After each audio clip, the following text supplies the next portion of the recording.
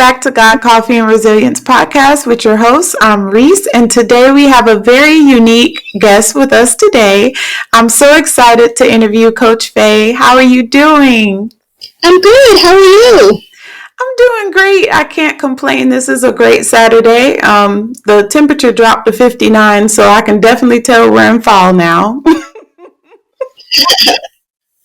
I can definitely tell it's fall here. We had almost snow the other day, just like a little layer of it, and I was like, wow, I'm like, this is Canada for you.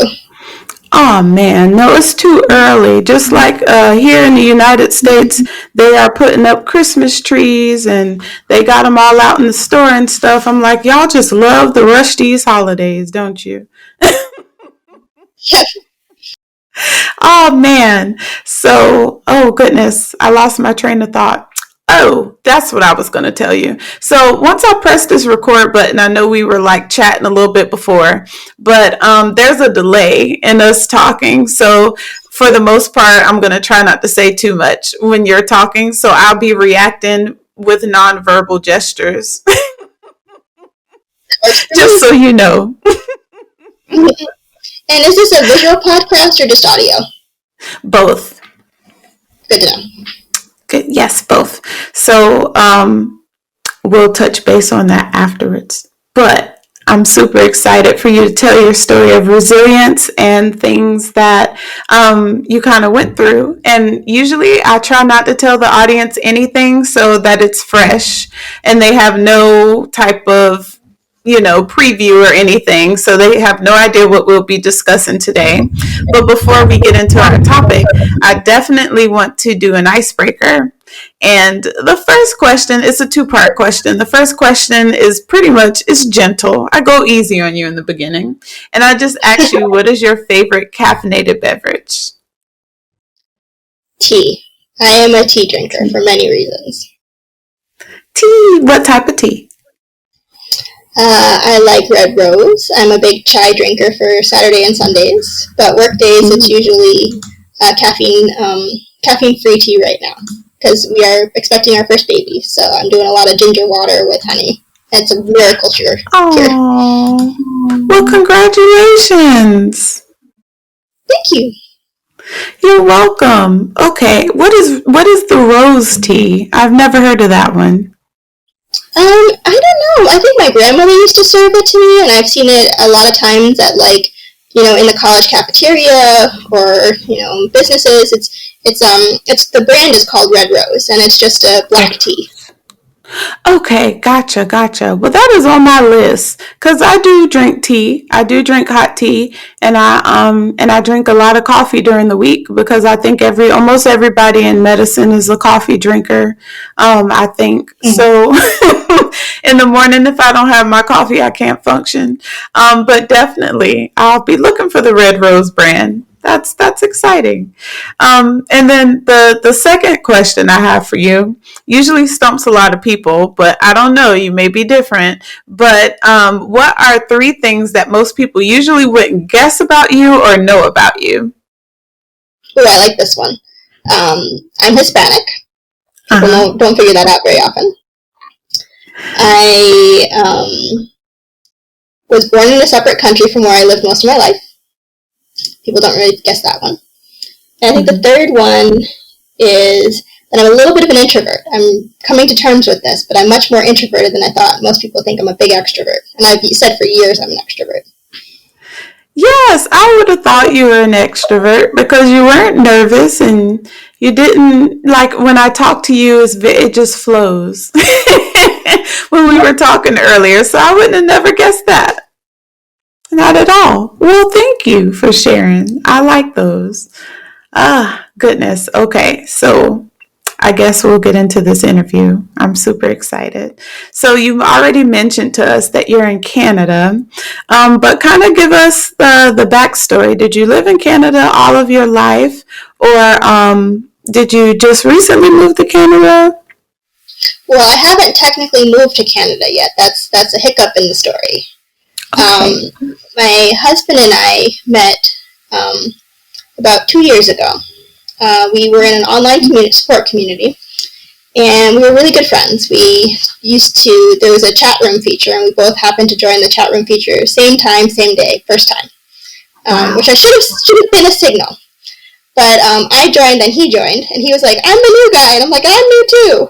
And we just started building up a community there within this community. And we got really close, and people would always say, you two should be a couple. And we're like, no, he's married, and I've got a partner, and all that. But they're like, you guys are so cute together. And at the time, I was ending an 8-year relationship. And it took me about 20 times to leave that situation because I deeply loved the person. We were just not compatible. And by the time I fully left, the pandemic had hit. And at that point, Philip, who is my partner and husband, was really a support for me. He's a paramedic, and he was in Canada. So when the whole pandemic hit, he was getting updated news faster than we were in the States because I was currently living in New York with my family. And so between all of our international friends and us and him, I was getting more updated information about COVID that hadn't really been released in New York. And I kind of knew something was coming, but I went to Walmart the day I moved out, bought all the new stuff, the new trash can, the new toilet paper, all of this, and was in my own apartment. And then when I was in Walmart, it was very much the kind of World War Z moment. Like, hundreds of phones went off at once, the people were running around. The first thing I saw was a woman take toilet paper out of someone else's cart, and I was on the phone with him just checking in, and he's like, go check the TP. And it was such a vivid memory for me, and it was almost traumatic in the sense that it wasn't real. Like, there was one roll of toilet paper left, and it's like, do I be the community person, leave it for someone else, or do I take it? And in that moment, I said, I have to put me first. I'm a single woman now. I have to put me first. And the whole experience was crazy because people were pushing and shoving, and children were scared. And the first moment I saw women hug their children super close, like there's something out there. And I was like, I feel like I'm in World War Z. And it took me 6 hours to get to Walmart that day just because of how many people and things. And I was determined to stay calm. Like, I was like, I have a place. I don't know what's coming, but I need to stock up because if I don't do it today, I won't be able to do it tomorrow. That was his advice. So he helped me prep for the first time. I've never been a prepper. I'm like the person who has no flashlights when the power goes out. And the thing is, when living in Canada, you don't have a choice. For instance, we have a car, and we have to keep emergency blankets and emergency kits. Because even if we're just driving to the city for a day, we could get stuck on the road in the snow. Like, it's a very much more real situation than I experienced in New York. And I got through the Walmart experience. I have a blog post up about it. But it was the first time I really felt like I'm stepping into being an adult. Because my mom wasn't going to the store. My friends weren't shopping. I was like, I'm picking you guys up batteries. I'm picking you guys up flashlights. And I was like, oh, it'll be done in a few days. And, like, all of a sudden, it wasn't. And my mom is in her 60s. Her husband's in his 80s. They're both, considered elderly. And, like, they couldn't go anywhere. So I was, for months, doing the shopping. And, I lived with them all of the first whole summer and into the fall. And eventually, Philip and I were like, we are a real couple. We really committed to each other. And we dated then for 11 months, long distance. Because I wasn't allowed in Canada and he wasn't allowed in the States. And then there was this small opening in last November. We literally found out about it by talking to an immigration lawyer in Washington State. And he's put us in touch with an immigration lawyer in Canada who got me permission. We had to get married, so, never met in person, and I fly out with my 4 little suitcases of my whole life to Washington State, and he flies in, and we had about 6 days that we just got to know each other. Then we got married, a beautiful wedding. He set the whole thing up for me. It was like my dream wedding, like had the big staircase and the dress, and everything fell into place. And I came back with him. I was like, I'll be back in January. I'll be back for Christmas. Like, but no, like once I was across the border, like there was no going back because I wasn't vaccinated at first, and then you need to be double vaccinated, and like so it's been a process. Like I thought I'd be back by Christmas, and I've stayed. And we, had to deal with getting to know each other as a couple and, all the pet peeves you deal with. And then there was in-laws who we were living with, like, just new country, new money. Like, I'm still, like, just one more short thing. The first time I went to order food myself, he forgot dinner and I went to bring him dinner at work. And I go up to the A&W. We don't have A&W in New York. And so they have all these burger choices. And it's like, the Papa Burger and the Mama Burger. And I just like my burgers with like lettuce and tomato, like super simple. And the guy took an hour to help me order because I couldn't figure out the menu. And he was so nice. He's like this young kid. He's like, it's the New Yorker. And I'm like, that's what I got known around town as the New Yorker. And it's just been an experience. It's kind of like just stepping into the unknown. But that's Yes, definitely. Oh my goodness. Okay, so you mentioned so much. Oh my goodness. Well, congratulations on finding your soulmate and having that. That's a scary thing. Like you took such a huge risk, but I'm happy everything fell into place.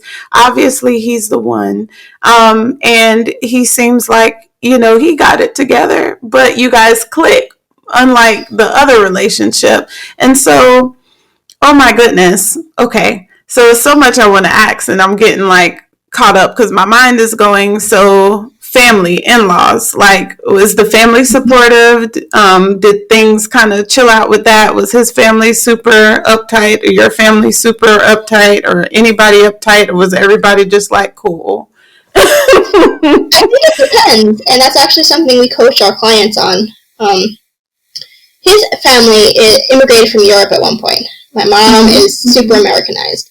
Very, very different cultural values.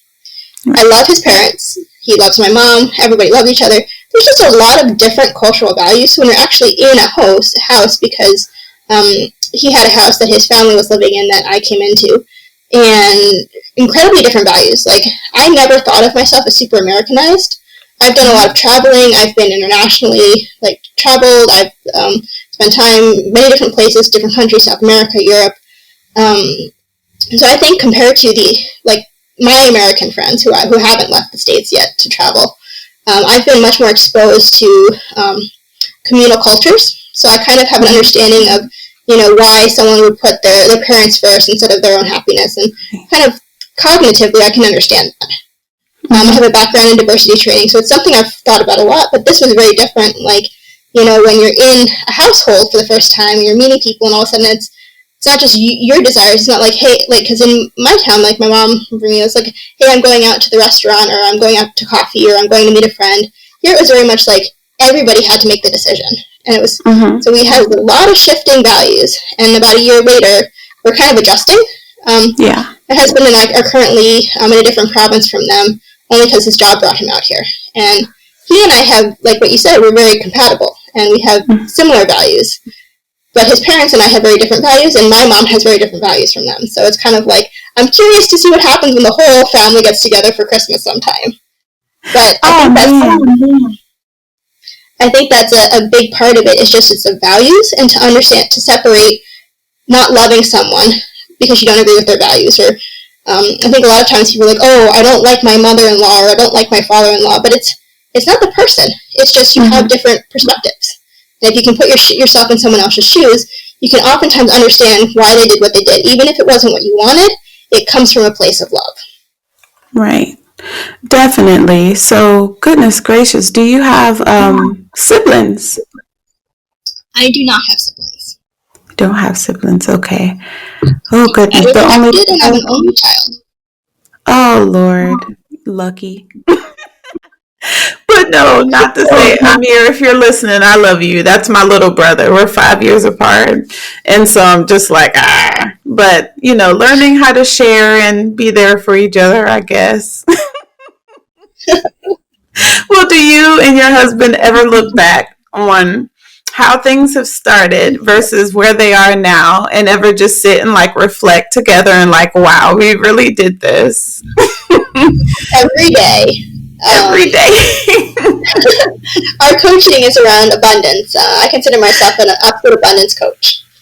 And our mission is really to help our clients, usually couples, one person who's in a couple or a polydynamic, understand their partner better. And we feel like that's our power, that's our superpower as a couple, is that we ask the hard questions, we have the hard talks, we say the hard things because we were open and honest at all levels.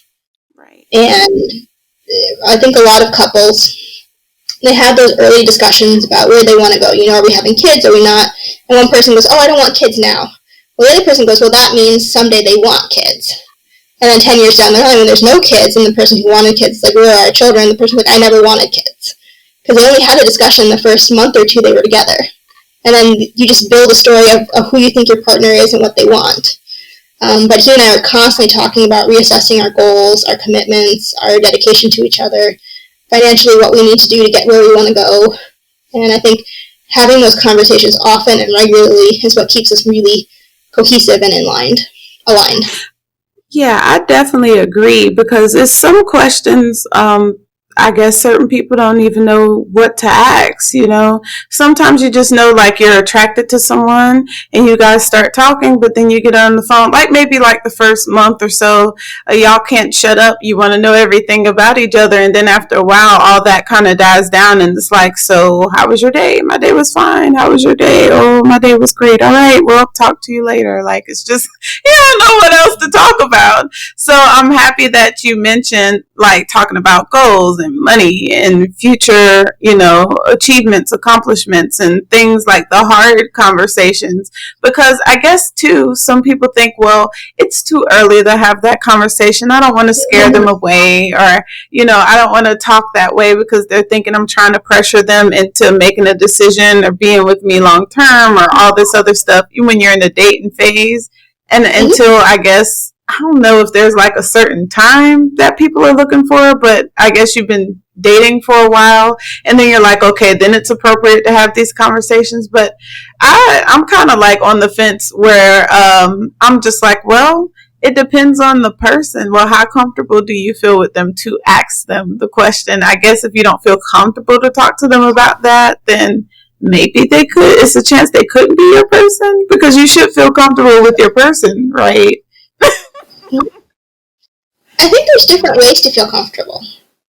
I think a lot of people have this very Disney, I just use Disney as an example, but like a Pixar kind of movie quality. This is what my life is supposed to be, I grow up, I'm an adult, I get the money, I get the car, I get the house. Like, there's things people check off, there's that checklist we all have. And our parents expect it from us, but they were in a very different time period, different world, like pre-internet. Our boss expects it of us, like, you don't want to be that one woman going to the Christmas party without a partner, or a man going to the Christmas party without, like, that beautiful woman on his arm. Like, there's all these stigmas in our society that are not us. They don't come from inside, they come from outside. And I think the difference with this experience I've had with my husband is that we don't care what the outside says. I think we know he's my person. That it doesn't matter what we look like. We people think we're the cutest couple because, like, he's like super tall and I'm super short, and like we don't look like we match, but we're so happy and it's just so clear we're in love. And I think those are the couples who are able to turn off the external world to some extent and just enjoy the internal experience and support the other person's internal experience. That's when love really, like, deep love.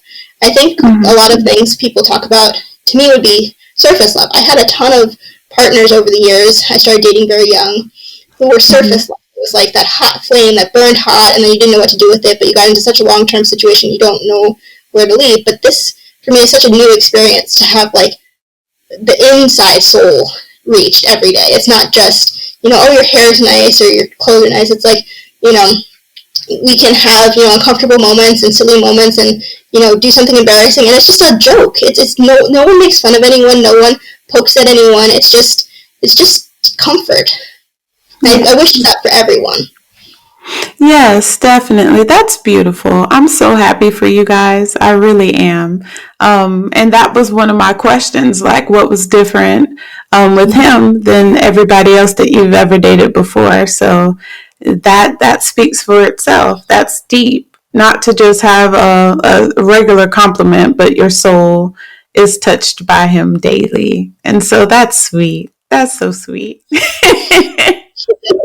Well, let's switch gears a little bit, because I know that you mentioned that you did go through some trauma, but I don't know, like, how old you were or what exactly happened when you experienced trauma. I think in my life there have been many different versions of trauma. I've had very different types. I think that the one that can give the most guidance to other people is my mental health struggle. I think I was in 7th grade. It was the summer of 7th grade. And I was at a resort with my family, my mom and her partner at the time.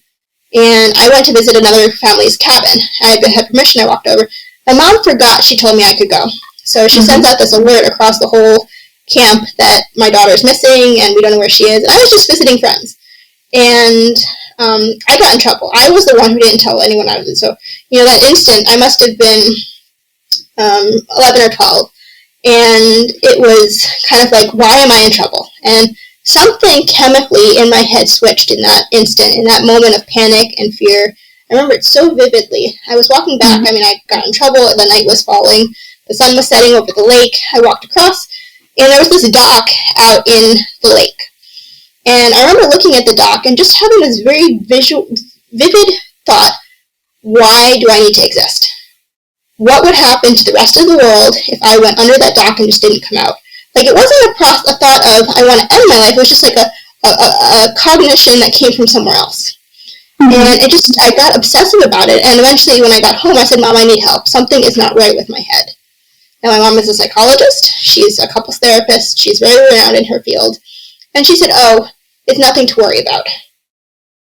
Well, for years, I struggled with suicide attempts and really brain issues. It wasn't emotional. It wasn't emotional trauma, but it was definitely chemical. And I wasn't diagnosed with bipolar disorder until I ended up in the hospital at 22, my first semester in college. And I ended up on the psych ward because the doctor I had been seeing in North Carolina, where I was at school, took me off all of my medications because they tried a whole bunch of stuff. And she didn't believe in birth control, so she took me off that. So my hormonal balance was off, and chemical balance was off. And she put me on, I believe, Xanax. And someone, no idea who, either her or the pharmacist, somebody rewrote the prescription by mistake. Instead of 1 pill twice a day, they wrote 2 pills once a day. And I, being under 100 pounds, clearly overdosed on the Xanax the first night I took it. And it put me in the hospital because I was psychotic, pretty much. Clinically psychotic when the paramedics showed up. But they were male paramedics. I'd had an issue with my boyfriend the night before, and it all came crashing down in that moment. I wouldn't let them touch me. I still have bits and pieces of that memory. And I woke up 3 days later in a psych ward. No idea how I got there, no idea why I was there. And it was very much kind of like the opening of The Walking Dead, where he wakes up in the hospital and there's nobody there. I walked up, they took my clothes, I had a gown on, I walked out, and I was on a psych ward, a locked psych ward. And nobody for 3 days would tell me what I was, why I was there, or could I see a doctor. And I was trying to advocate for myself, I'm not taking your medication so you tell me why I'm here.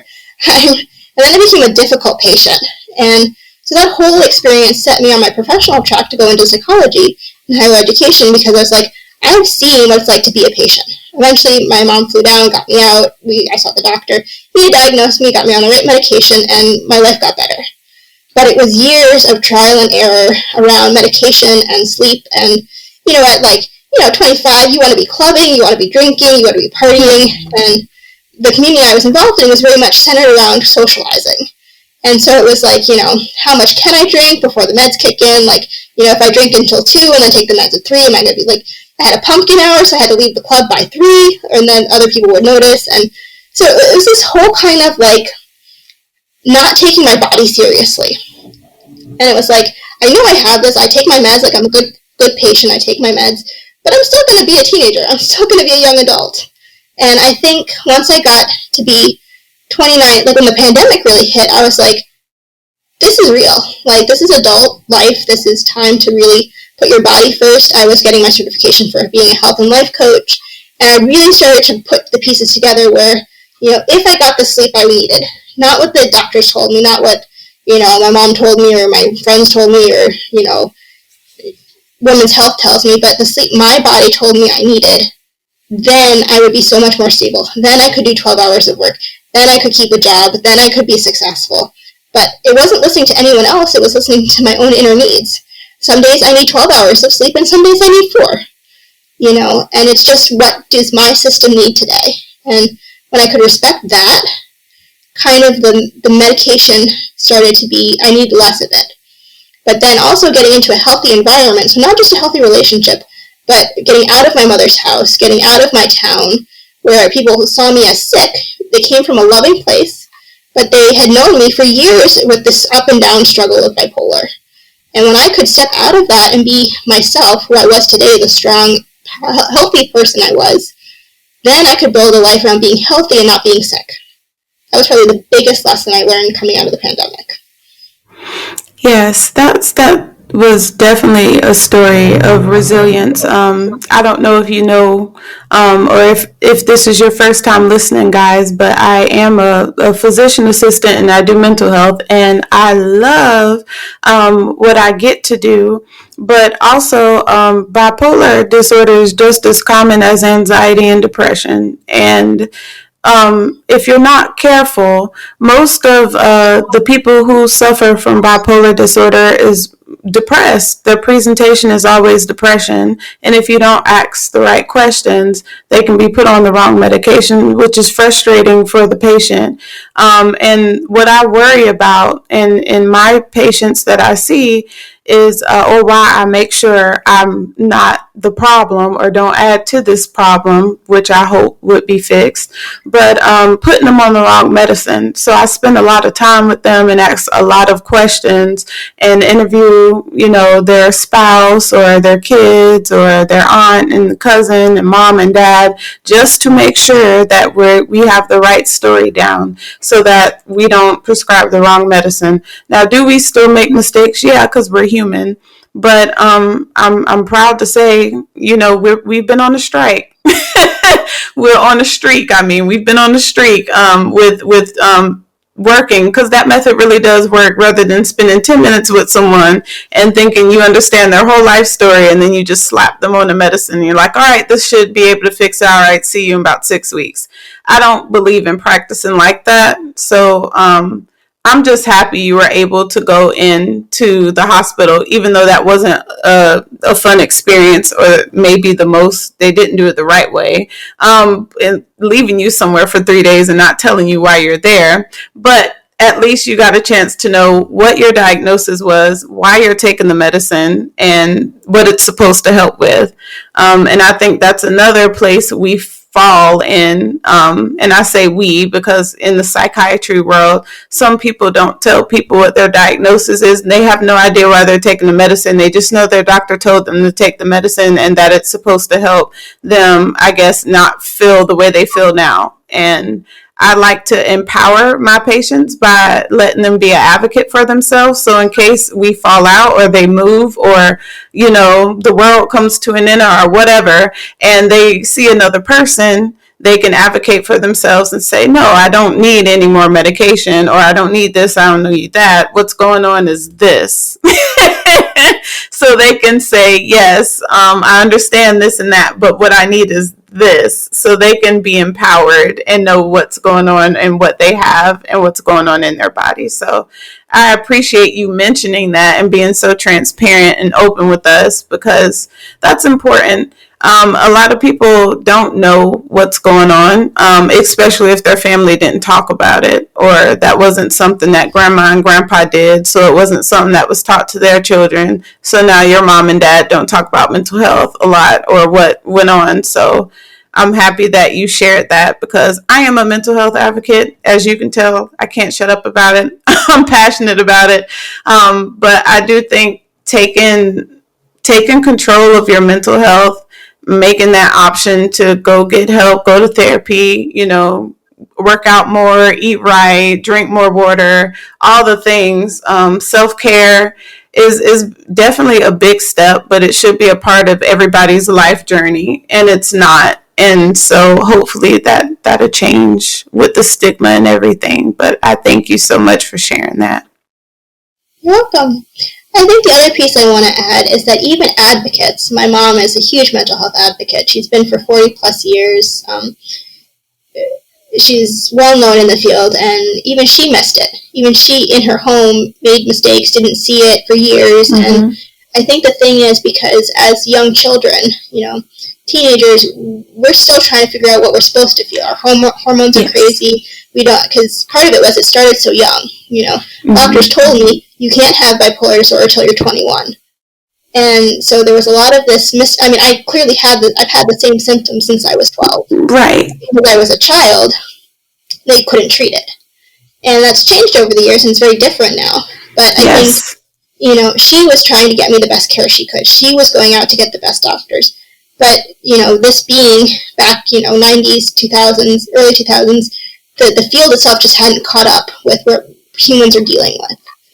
And I think a lot of people, like you mentioned, with the bipolar who get diagnosed with depression instead, they're describing what they're feeling. The question is, are you sad?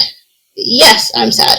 No, they're manic. They're having a manic experience. Their mind is going a mile a minute, but they're sad. So there's a lot to pull apart, and I appreciate physicians like you who actually take the time to dig in, because so many people don't. They can't. Their boss, they're only allowed to see the patient for 10 minutes and then on to the next, and that's what our system needs to change. Because that's when it's realistic health. Definitely. The mental health is such a layered thing, because you're talking about what's going on at home, what went on in your family, what was it like for your parents to grow up, and then what you're going through now. We're talking about when you tried to OD, we're talking about when you cut, we're talking about so many delicate things that when you go see your primary care, of course, you're not talking about. So you got to want to trust who you're seeing to want to open up, or we can't help. So I'm so happy to know that little by little, mental health is changing. But if we could just erase this stigma, I would be so happy. So we're working on it. I know it don't happen overnight, but I'm just happy for the strides that we have made. And I'm thankful that I get to do what I do and help people understand and take my time with people and explain things to them. So, my supervising physician's awesome. I'm a physician assistant or a physician associate, because the name has changed. But either way, it doesn't change what I get to do. I get to help people every day. So I'm just thankful for that and blessed that I get to do that. But I definitely thank you for coming on here and sharing your story with us today. And I must say, I would have to have you come back if you let me put you back on the show, because I feel like there's so much more we can talk about. But definitely, if you were to give yourself any type of advice, or if somebody was out there and they were nervous or scared to take that step into self-care and taking better care of themselves and taking care of their mental health or finding love or all the things, what type of advice would you give? I think the biggest lesson, if I could look at the last phase of my life, is that I didn't fill my cup first. I talk about in my coaching my cup of life. And I was always being the best daughter. I was being the best student, the best worker, whatever I was doing. But I never put myself first. And when I came to Canada, I started putting myself first. I didn't care if people were upset. I didn't care if people yelled at me. I knew I need to sleep now. I need to eat now. I need to, go for a walk. I need to cool off. I need to be by myself. Like, all of these things I always thought was being a bad daughter or being a bad friend or a bad partner. And I realized that's what makes me healthy, is because if I can take self-care, have my cup of tea, do my journaling, do my gratitude exercises, and make time for that, everyone else feels happier because I can give so much more. So keep your cup full in order to give back. That's the best example I have as a partner, community member, and daughter, I guess. I love that. I definitely love that. That is the realest piece of advice I've heard in a long time. But it's true. You can't pour from an empty cup, people. So definitely put yourself first. I love that. Well, where can my audience find you and connect with you and all of the things and give you all the feedback from this episode? Well, I would love feedback. And the best place to connect to me is through my website, soulpartnerscoaching.com, and I'm offering 15-minute free strategy calls to your listeners and anyone who finds our community, because even if you won't coach with me, even if you're not ready to go into a program or anything, having that place to just have a neutral party to listen is what I'm here to do. We're here to serve and to support. So feel free to reach out to me. I love that. I love that, and thank you. Thank you so much. I feel so special. And I hope my audience feels so special. I hope Thank you have you an so amazing much. time. Yes, I thank you so much for taking time out your day to talk with us and share your story. And I'm just grateful for everything that you said today. And I hope that you continue to enjoy your day. Thank you. I do too. Beautiful Saturday, correct? Yes, beautiful Saturday. Even though it's a little cool, but still beautiful Saturday. I'm blessed to see it. Thank you for having me. Thank you, and thank you guys for listening. We will definitely check in on our next episode. Make sure that you check the show notes. I always put our guest information down there, so her website will be listed and all the things. Okay, guys, take care of yourself and be safe, and we will check in on the next episode. Bye. We did it.